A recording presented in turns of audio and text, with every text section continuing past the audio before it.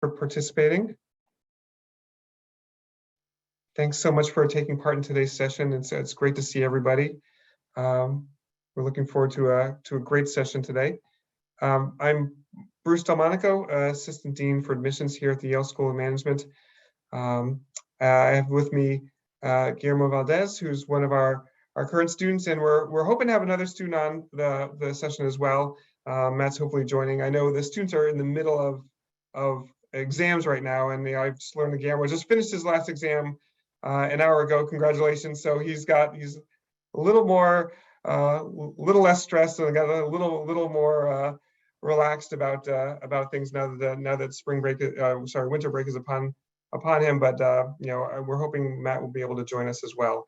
The idea for this session is I have a couple of slides. You see one up there now, and just want to share a little bit about the school, a little bit about the consortium process, but then and hopefully Guillermo can share his experience with the consortium process and his experience as a student. And then for as much time as possible, we would like to just open it up and answer whatever questions you might have about the application process, about the consortium process, about the consortium itself, about Yale SOM, really whatever's on your mind. And I'd love to, I've been doing a lot of talking. Guillermo, would you be willing to just say, hey, introduce yourself and just let everybody know who you are? Hey everyone, my name is Guillermo Valdez. I'm the co-liaison for Yale's consortium cohort. So my name and email are both on the consortium website. If you have any kind of questions regarding consortium or Yale SOM in particular, here to answer them. But again, I'm a second year, grew up in California. I identify as Chicano. So yeah, feel free to ask me any questions that you have. And thank you again, Guillermo, for participating in today's session. And again, hopefully Matt will be able to make it, but I know that it's a busy time with the students as they're winding things down in the fall semester. So we have, I think, an hour of time. So it's right now it's 7 o'clock U.S. Eastern time.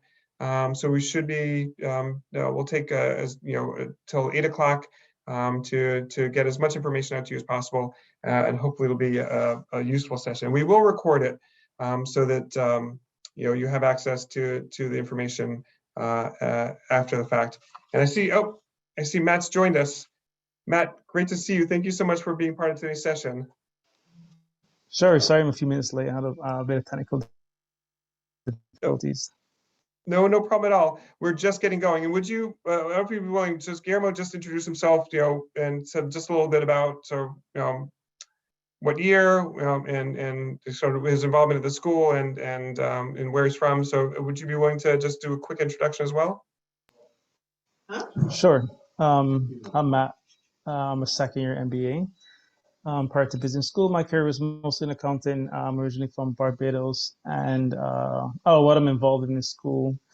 I'm the co-president of the Black Business Alliance. I'm also part of the Black Graduate Network on the leadership board, and I'm also I'm also admissions fellow, admissions ambassador as well. I'm part of a slew of other clubs. Great, thanks so much, Matt. Do you know? I know yet what did you say what your internship is, and do you know what you're doing post MBA? Last summer I interned at post MBA. I'm still recruiting in private equity. Okay. And I apologize, Guillermo. Did you? Yeah, I didn't talk about career interests, but last summer I interned at Citibank in investment banking division. Specifically, I was working on their sustainability and corporate transitions team. Post SOM, still don't know, re-recruiting, hopefully be somewhere in the sustainable finance universe, but open to other possibilities. That's great, thank you so much. And then to the extent those of you who are on today's session have questions that are sort of career related, we can be wide ranging, and then I'm sure Matt and Guillermo would be happy to talk about their experience in recruiting and sort of the jobs piece as well. So we do want to make sure there's as much time as possible for your questions and make this as kind of wide-ranging as we can. I did want to just share a little bit about Yale SOM. I know those of you who are on the session might have sort of varying amounts of knowledge about the school. So I want to do that and then ask Matt and Guillermo a few questions about their experience and and especially as it relates to the consortium. But I did want to start first and foremost talking a little bit about the school. And when we talk about the school, we always start with a mission, which is to educate leaders for business and society. And that means a lot of different things. And it means among them, it's, we want our students to be very sort of broad-minded and sort of multi-sector in how they think about things. And it's definitely kind of been a hallmark of the school that we have our graduates who are successful not just in the private sector, but in the public and nonprofit sectors as well, and often have careers that span the sectors. And sure, Guillermo was talking about sustainable finance, for example. That's very much kind of a multi-sector approach, a multi-sector mindset, and I think that's very, very much a hallmark of the school. When you join us here at Yale SOM, there are, I think, some aspects of the mission that really inform the experience and that will really kind of shape what you do and how you experience the MBA. And there are three things we tend to point to. One is that we consider ourselves to be the most integrated business school to our home university. It's obviously a lot of schools either are standalone, they don't have a larger university that they're a part of, or if they do, they're kind of separate from it. They stand sort of across the river or kind of on the other side of campus and don't really interact with the rest of the university. The experience here at Yale SOM is much different from that. We definitely try to integrate as much as we can with the rest of the university and be part of the life of the university. And I think that's something that's kind of special to Yale more generally. I think the university does tries very hard to make sure that the whole university is accessible to students as possible. Obviously, during the pandemic, it's been a challenge. There have been kind of restrictions in terms of people being on campus and interaction across schools. So that's been sort of a little bit of a retrenchment to some degree, but we're really hoping that rebounds after the pandemic kind of subsides, hopefully soon. But that's always been a hallmark of the experience. And some of the ways in which our students experience that is, we're a 2-year full-time MBA. The first year you take, primarily your core classes. In the spring you start to take electives, and then in the second year it's all electives. And you can, if you want, take them anywhere at the university when you're a student at Yale SOM. So there's really no limit to the number of classes you can take outside of the school of management. Similarly, there are activities that span the university. Sci-City, for example, our Center for Innovative Thinking at Yale, which is kind of our design center, innovation hub, makerspace, is open to the entire university. So SOM students, law school, engineering, so architecture, Yale College. There are conferences that are organized collectively by SOM students, like the healthcare conferences, SOM students, med school, public health, nursing. So there's really a lot of sort of cross-pollination happening at that level as well. So that's really a few examples. The second way in which we feel we're unique is that we consider ourselves to be the most distinctively global U.S. business school. And there are a lot of U.S. business schools that try to have a global scope and a global reach. Obviously, being part of Yale and having the Yale brand behind you is inherently global. It's one of the most recognized sort of brands in the world. But beyond that, we've tried to sort of craft experiences for our students that allow you to develop that global mindset. And so a lot of other business schools, they'll have one-on-one partnerships, or a lot of times that's at the executive MBA level. But for the full-time MBAs, we actually developed and initiated what's called the Global Network for Advanced Management. It's about 30 or so top business schools from around the world. And from that, there are various experiences that you can have as a Yale SOM student: global network weeks, global network courses, virtual global network opportunities, as well as our own international experience trips, some experiential courses like the global social enterprise and other courses that involve actually consulting work. These all are being this global component, some aspect of that is required. So you have to have some global experience during your time here at Yale SOM as a graduation requirement, because we want to make sure you do get that global mindset and that global exposure.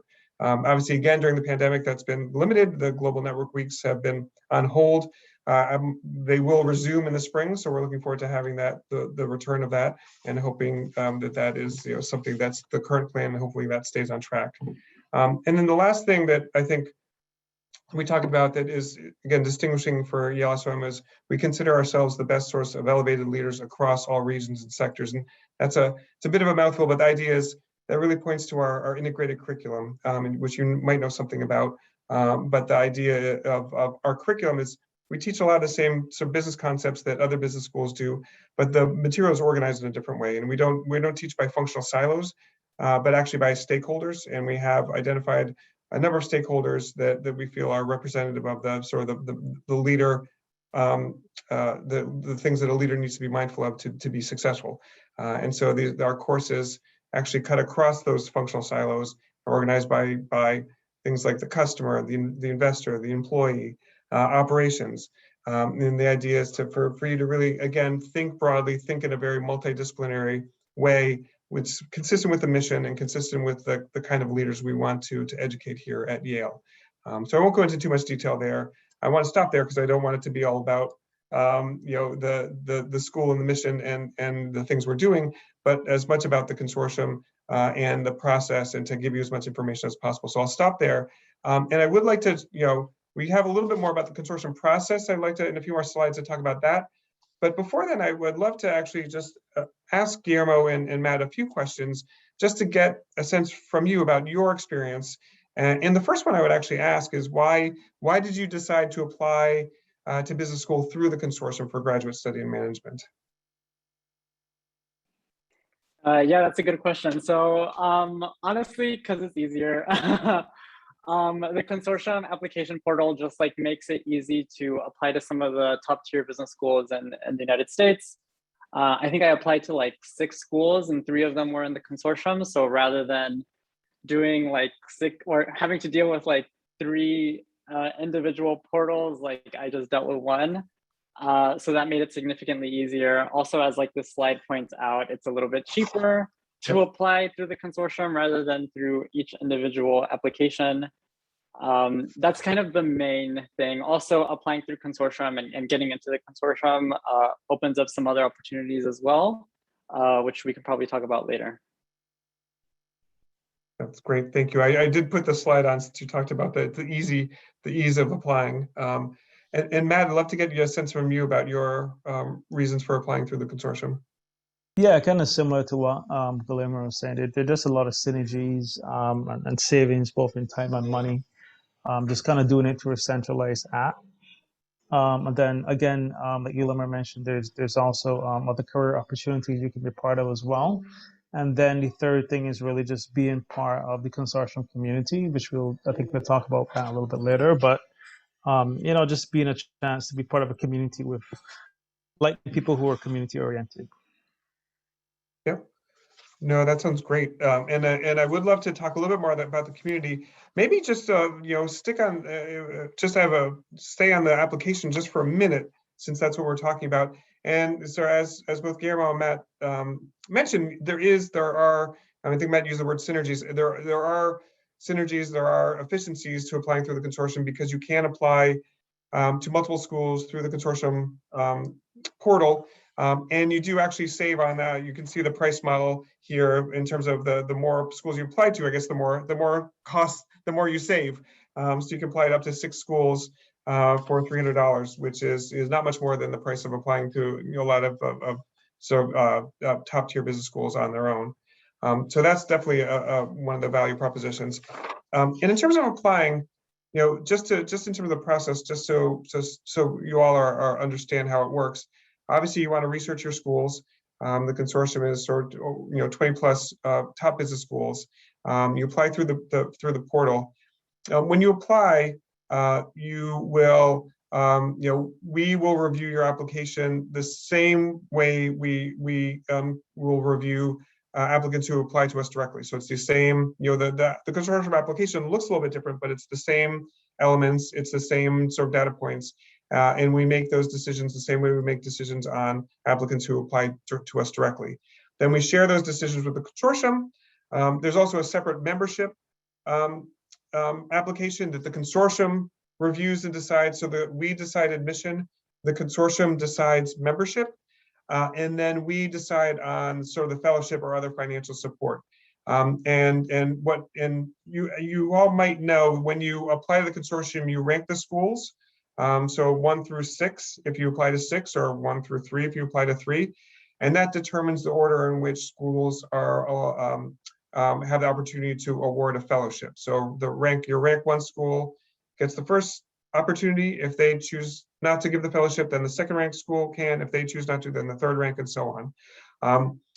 awarding a fellowship does not preclude schools from awarding other financial scholarships or other financial support. So if you don't get a fellowship from a school, they can still offer you some other form of scholarship or financial support. But the fellowship is determined by rankings. I will say, this question comes up a lot. We do not see the rankings when we are making admissions decisions. That information is suppressed, so that does not inform or influence our admissions decisions at all. We only see the rankings after we've given the consortium our decisions, and then we get that back, and it's only in the context of awarding the fellowship. And again, not being awarded the fellowship doesn't mean you might not be awarded some other form of scholarship support. The deadlines for the consortium application are in this slide as well. The first application deadline obviously is passed. For those of you who are on the session, presumably you're looking at the January 5th application deadline. And if you apply by that January 5th deadline, you will hear back from us in mid-March. And there's a little bit of an expedited process. And I think, let me see, let me show the deadlines. So you have them, I think they're on the slide. There they are. So all of you on this session, to the extent you're applying this year, and some of you might be thinking about applying in a future year, you would presumably be applying by the January 5th deadline. So coming up sometime soon. I want to talk just a little bit more, and then as Matt alluded to, would love to talk more about the experience of being a consortium member and being sort of Yale SOM member, and then make sure we have as much time for Q&A as possible.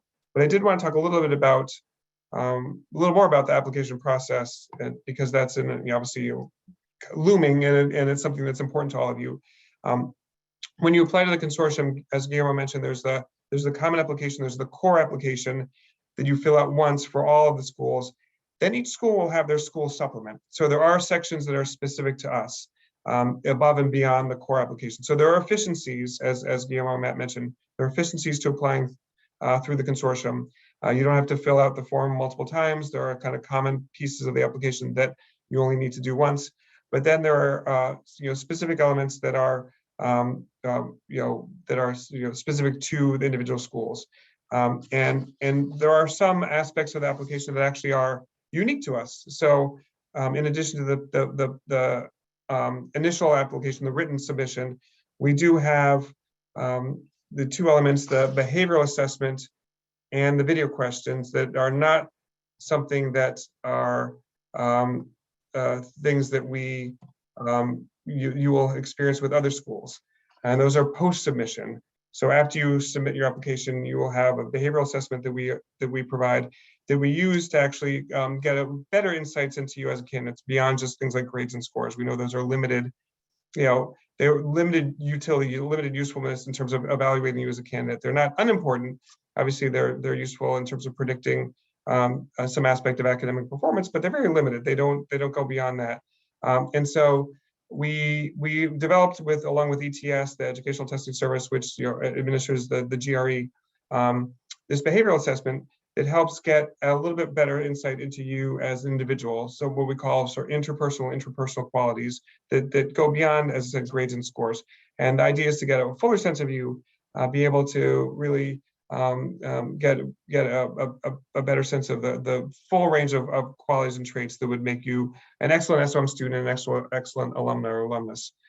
So that's one thing that happens post-submission. And then we also do have our video questions, which are something we've had for a number of years, where there are 3 pre-recorded questions that we will, that you'll get access to after you hit submit. And the idea is that you will then use your webcam to record responses to those. It happens in real time. Those are stored, saved, and added to your file. And that, again, gives us another additional data point, additional sense of you as a candidate, beyond things like grades and scores that we feel are not unimportant, but again, very reductive and very limited in terms of the range of qualities that we're looking for that they measure. So this is a couple of additional things that you would experience with us as our Yale SOM application that we're using to really kind of broaden the base of the qualities that we're looking at and the ways we're evaluating candidates. And I'm happy to talk more. As Toby asked a question about those requirements, are they due by the January 5th deadline? No, that's a great question. Actually, after you submit on January 5th, you get access to the behavioral assessment and the video questions, and you have about a week afterwards to submit the behavioral assessment and the video questions. So that all happens after January 5th, not before. And I do want to talk about, and there was a previous question about essays, so that Tanisha asked. I do want to just talk about our essay first. So in addition, one of the other Yale supplement elements is the essay. So there's a core essay through the consortium and a supplemental essay, in which Tanisha asked about. And the core essay, one thing I would say is, the core essay is there's also a membership essay that's used just for evaluating membership. We don't see that at all. That's evaluated by the consortium. But in terms of the supplemental, the Yale supplement, our essay and the core essay, do you recommend repeating the same response in both fields or presenting new TDLs to the extent possible? That's a great question, because there are elements in the core application that touch on things like career goals and optional information. We do often have that information. It's possible to the optional information, for example, to repeat that in our Yale application. So it's not as though you need to put new information in there. The career goals are questions a little bit different than just what are your MBA, post-MBA career goals, but they're largely similar. So you can use the consortium core application prompts to kind of start your Yale application response. I think that works well. You shouldn't have to just kind of reinvent the wheel. And the optional essay too, you can repeat if you want to just use the core and then port that into our optional. And Guillermo, I know you unmuted. Did you have anything to add here? Yeah, so I would say, because I remember having this issue when I applied too. So what I did is, because the core essay and like the Yale specific essay, the questions are phrased a little bit differently. Yep. I used it as just like another avenue for me to like highlight some other things that I wanted the admissions committee to read. So if I remember correctly, and I could be misremembering because this is like a while back, but the Yale specific essay asks, what have you already done and what will you do to pursue your career ambitions? Whereas like the consortium core prompt does not ask those two specific questions. So the bulk of my Yale specific essay was, what have I already been doing? So that's where I highlighted, like, I already reached out to these Yale SOM alumni who have helped me in these ways. And this is how I'm thinking about my career. And these are the opportunities at Yale that I'm going to engage with, so that I can be on the right track in terms of my career trajectory. So I would use that essay as an opportunity to highlight why specifically you want to come to Yale and how Yale is going to help propel your career.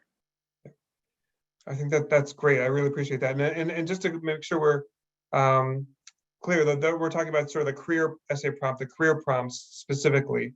I think that's great advice in terms of how you can use the core and the Yale specific application to kind of provide additional insights and additional information.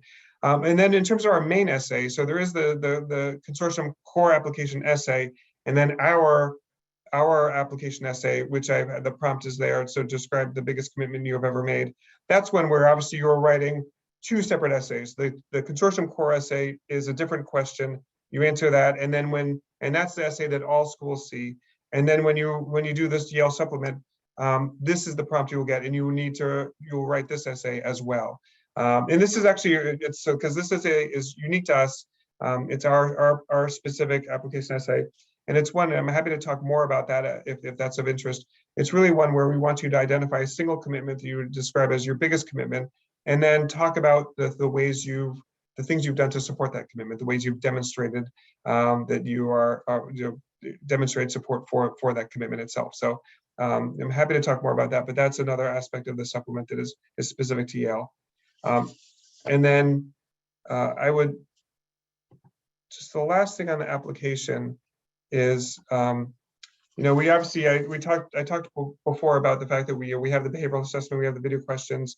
We have other elements, other things we do to try and get beyond things like grades and scores. We obviously do look at your transcripts. We do look at your test scores. They are used to gauge your academic potential. But we do also have lots of information. The behavioral assessment, the video questions are two of those.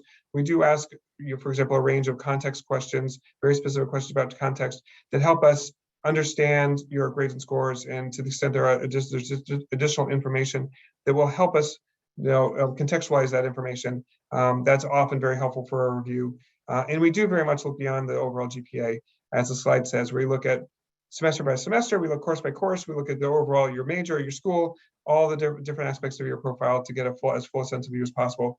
The middle 80% for the GMAT, the GRE are on there.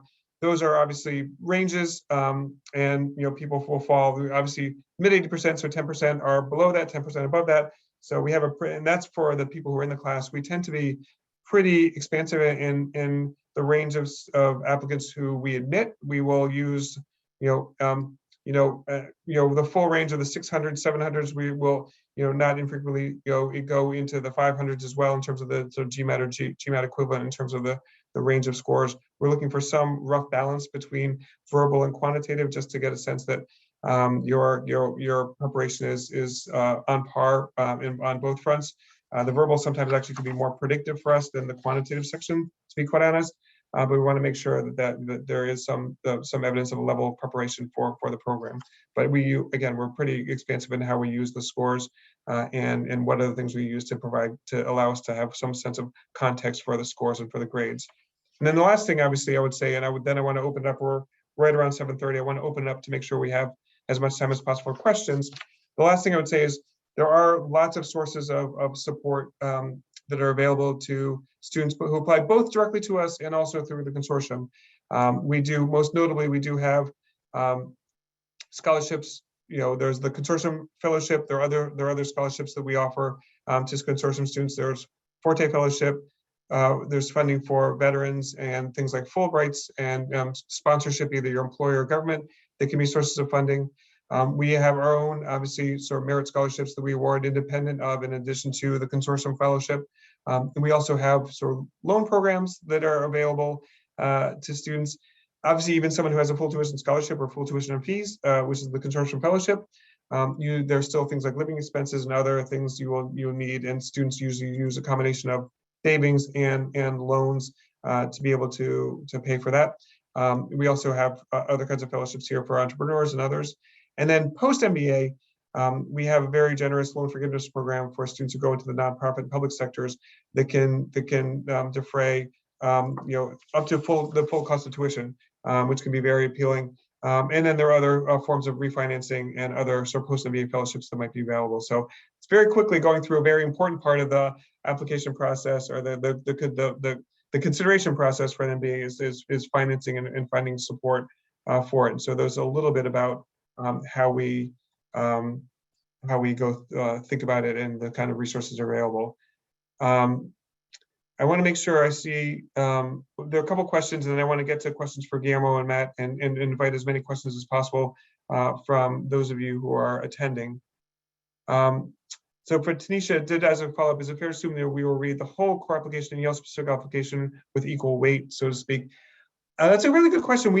Everything is combined, so we definitely don't. The core application and the Yale specific application are all sort of put together in the review process, and so they are looked at equally when we're reviewing. I think that's fair to say. And we see the consortium, I believe that's right. We see the core essay. We don't see the membership essay. And then we have that Yale specific essay. That's Erica's question. And we do have, as I noted, we have one essay that's describe the biggest commitment you have ever made, and then a number of short answers, which is what Guillermo referred to in terms of your career goals, and a couple other short answers that are not full essays, but those are things that are, the consortium has too, and those are the ones where you might want to repeat, or the optional essay. You can either repeat or use the consortium response as the starting point for your Yale essay or Yale short answer, and then build from there. So that's a good bit of information very quickly. I apologize for going so quickly, but I do want to make sure we have time for Q&A and for as many questions as you have. please, to the extent you have questions, please put them in the chat section as you've been doing. And we'll try to get to as many as we can. I know that there are a lot of people who registered who weren't able to attend. I want to make sure that they get the benefit of this session as much as possible. But I also do want to make sure this is we were able to have as a free flow of information, have as candid conversation as possible, and also to recognize those of you who were able to make it here in person. So what we're going to do is for the next half hour, we'll do Q&A. We'll have the first few questions, maybe the first 15 minutes or so. We'll see. We'll record that, and then after that, we're going to turn off the recording and have the rest be a closed session, so behind closed doors, to make sure everyone can ask on the session as many questions as you want and whatever questions you want. And hopefully in this way, this is a little bit of a new format we're trying out. In this way, we're hoping to balance between being able to push out as much information to as many people as possible, but also for those of you who are on this session live, being able to answer as many questions that are most pressing to you and making sure this is as candid and helpful a conversation as possible. So that's how we're gonna we'll divide the next half hour. And I'd love to get going with the questions. I see they're coming in. Please, again, use the chat feature to ask any questions you have, and we'll get to as many as we can. And I'll start, actually, the first one from Bintu, I can answer. For each incoming admitted class, how many consortium members usually receive the full tuition scholarship, so the full fellowship? We have some that receive a full tuition scholarship. It's not a fellowship because we weren't able to award the fellowship because another school ranked that student first, but then we awarded a full tuition scholarship, and then they chose to come to us over the fellowship of another school, which is more confusing than probably, hopefully that's not too confusing, but that's how the rankings work. Sometimes we can't award the fellowship, but we do award a full tuition scholarship. But in terms of the consortium fellowship, every year we usually award, it varies year to year, somewhere between probably 10 and 20 consortium fellowships. And usually, I can't remember, every year it varies, but usually about, I think probably around 10 or so students have that fellowship, if I have that right. And again, it varies year to year, but that's roughly the numbers in terms of the consortium fellowships. And then HM asked quickly, can you share some information about the entrepreneur fellowship? And that's, I'm happy to, and I don't know if Guillermo and Matt, if you know anything more about that or have any personal experience with that. It tends to be, there is funding. Kyle Jensen, who is the associate dean here, or senior associate dean, I think, here at the school, who leads our entrepreneurship efforts in the Entrepreneurship Center, who is himself an entrepreneur and has started and then successfully exited a number of different companies. There is funding available to be an entrepreneurial fellow both during the school year and then as a summer. You could do an entrepreneurial fellowship as your summer internship, and that's, I don't know the full amount for the fellowships. I don't know if it can vary, but I know that is something that's available to do as your summer internship. And again, I don't know if Matt or Guillermo, if you know more about that. Yeah, there's the internship fund, which I believe, in addition to like providing funding for an internship that wouldn't have provided funding otherwise, like I believe some of the funds that they divvy out go to people that are starting their own ventures. I don't know how much money exactly they get, but there is that opportunity. There are other opportunities like for any kind of entrepreneurship venture that are kind of run out of Yale generally. So specifically, SciCity is like one of the bigger resources for people invested in entrepreneurship. I'll put the website, like the link to the website, on the chat, but it's kind of like it's a resource that's available to all of Yale, so it's not SOM specific, but it's very accessible for entrepreneurs coming out of SOM to be involved with the center. Yeah, I was just gonna echo what Guillermo said, and then in terms of SciCity, I do know some people who have got on SciCity funding to start their businesses. So it is something that SOMers definitely take advantage of, that funding. I think you get you get mentors, and I think you also get access to undergrads as interns to help work on your project and things like that. So it's not just the money, there's also other resources that you can tap into as well. And you don't only have to access SciCity if you're going to do an entrepreneurship venture, you can also be involved if you're interested in the startup universe generally. So whether that be as like a consultant or as a potential funder, it's also easy for you to get access to that resource. Great, thank you both for that information. And I'd love to jump in. We're getting a number of questions coming in from the attendees, and thank you. Please keep them coming. Start with Samuel. Actually, it's a question, a great one, and I'm sure a lot of people are wondering if you can explain how you take advantage of the consortium resources while attending Yale SOM. And so I'd love to get a sense of like both, the consortium resources that are external to SOM, and also a little bit about the consortium community at SOM. Yeah, I think Matt and I alluded to the fact that there was perks of being involved in consortium. So I think this is probably a good opportunity to tell you guys what those perks are. So I think there's two main ones, and the first one being the orientation program. So if you identify as like an underrepresented minority in any way, there are multiple kind of pre-MBA programs that you can take a part of. Consortium is one of them. And there are others that I partake in, and if you have questions, like I'm happy to answer them. But the consortium orientation program gives you like early access to the resources that are available at Yale. So specifically, the program is just like an early orientation that happens in June, but it happens with all of the consortium members from all of the schools. So in particular, what that gives you kind of the ability to do is to network with other consortium members, and even within your class. So a lot of the friends that I had prior to coming to SOM were in the consortium. So it was a little bit easier to kind of have a social life right when you arrived at Yale, just because you had already met everybody at OP.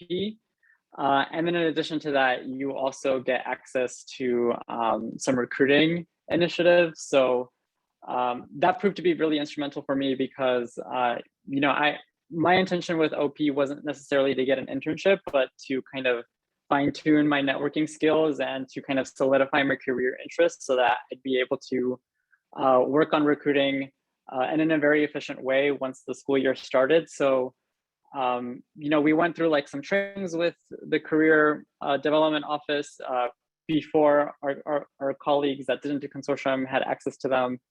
So I had already known how to kind of like fine tune my story in terms of how to best communicate my pre-SOM experience and convert that into like an internship, or be able to kind of craft like a very cohesive story around why I wanted to do the next pivot that I was involved in.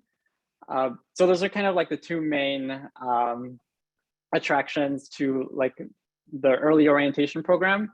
And in addition to that, just like another perk of being in consortium is there's just like another community that you have access to within Yale, both from the alumni base and also like within your own kind of class. So like a lot of the social life that people are involved in is kind of like connected to like the affinity groups that they're involved in. So in particular this year, like consortium has had like a lot of events that we put together.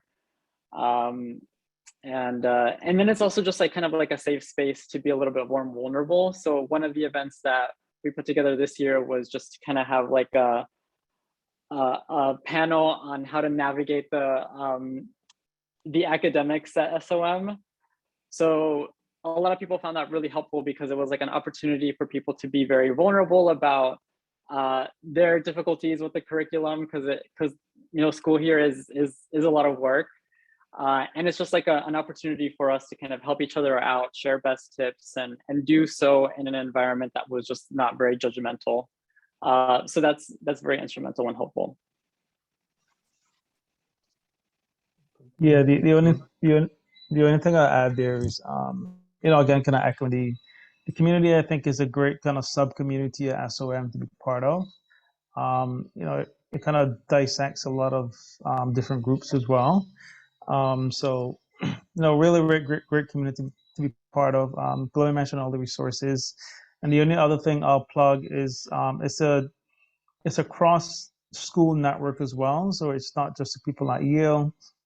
So also the people at all the different business schools all across the country, and so you also have access to that as well. And then I guess typically in in non-COVID times, I think some second years we get to go back to OP to help with recruiting and stuff like that on behalf of you. So that's also another kind of perk, you can get to come back and help the new kind of class of consortium in the next year. Great, thank you both. And Gabriel, I know you mentioned OP and sort of the way to using that to sort of the process and working with the career development office to kind of prepare and sort of refine your skills. There are people who do, that's that's a real benefit. There are people who do go through the search process and actually get offers through OP. And I think one thing we try to make sure is that those offers the companies hold those offers open, so you can still do on-campus recruiting if you'd like to, so you don't feel as though you have miss out on that opportunity. So it's not as though you're kind of have to make a decision before you're ready to. I think that's something we've been really focused on, which is an important thing that people have wondered about in the past. Let me just jump down. For Omar had a question for both for you, Guillermo and Matt, and maybe me, how did you approach what you viewed as shortcomings in your application? I don't know if you have any strategies, more application-oriented question. And I know that neither of you had any shortcomings because you're perfect across the board. But to the extent there was something you perceived as maybe a little less strong, how did you approach that?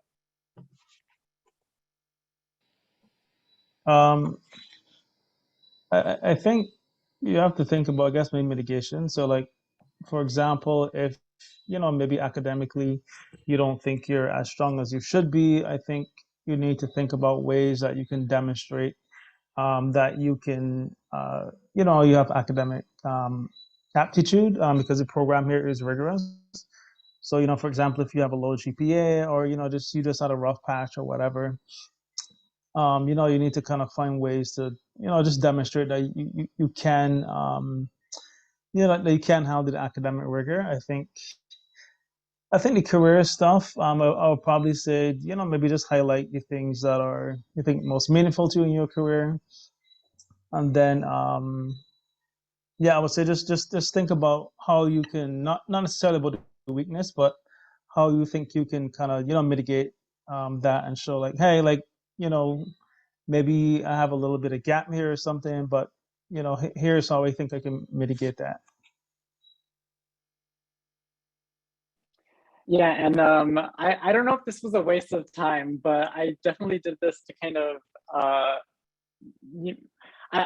what I did was prior to coming into SOM, I didn't have like a very strong quantitative background from undergrad. So one thing that I did to help supplement that and to help prove that I can handle the academic rigor of like a quantitative degree was I took an accounting class in a local public school in New York, because I was living in New York at the time. So I took an accounting class at Baruch College, and I got an A. So, I definitely proved that I could do accounting. The SOM accounting class was much, much more difficult, but, I did, well in the one at Baruch. But again, I wasn't the one reading the essay, and I don't know how I got in or why. So I don't know if that was a waste of time, but that's what I did. So if you feel like you need to do the same thing, there are certain things that you can do if you come from a non-quant background to kind of make yourself look a little bit more quant focused. And one way you can do it as well is just like get a high quant score on the GMAT. But if you want other avenues, like there are certain classes that you can take that can demonstrate to the admissions community that you are putting in the work to make sure that you're prepared. Yeah, no, I think that's great advice. I can say that was definitely not a waste of time. And I think even independent of the admissions process, there are certain, accounting, microeconomics, statistics. Those are kind of, areas and concepts you will experience in business school at SOM and elsewhere.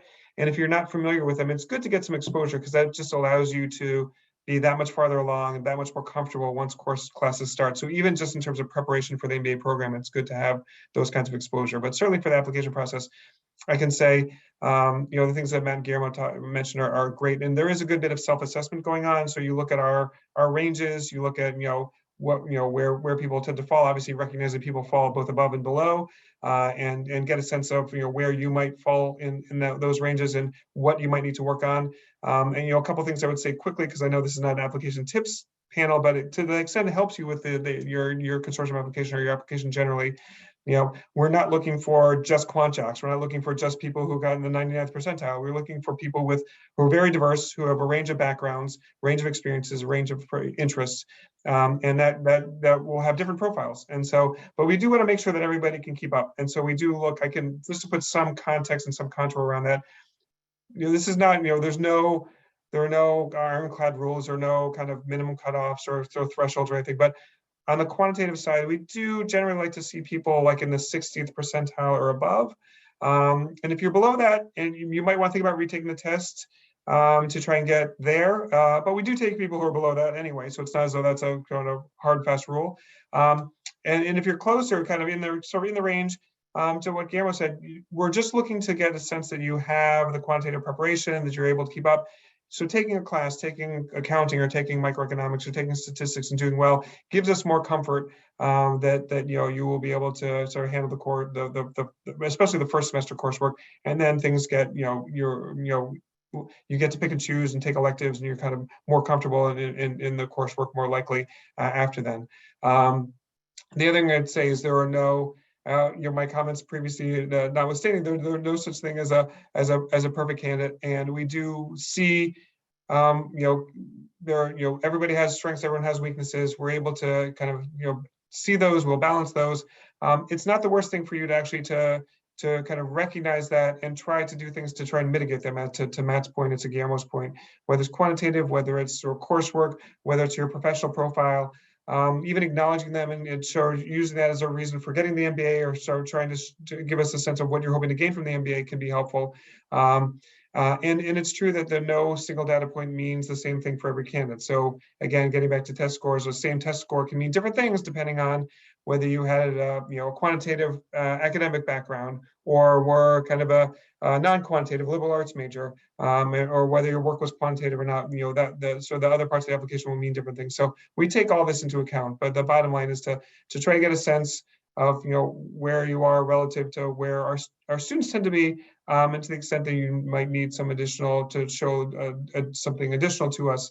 We're certainly open to that. And somewhat to that point, Robert asked a question.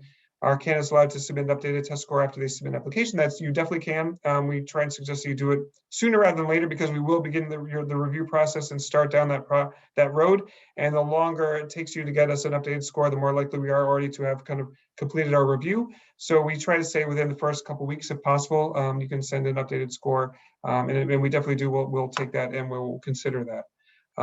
And we have maybe about 10 minutes left. I said that we were going to. And that may be a good point to maybe stop the recording. Hopefully, I think there's a lot of good information for us to share with people who are viewing this after the fact. But I do want to maybe give some opportunity for more questions for the people who are here, and maybe make sure we're as many kind of candid and kind of free form conversation as possible. So maybe we can stop the recording now, and we'll continue on with the last few questions in the last 10 minutes. And I want to thank everyone who was watching this afterwards for your attention, for your participation, and look forward to hopefully receiving your applications.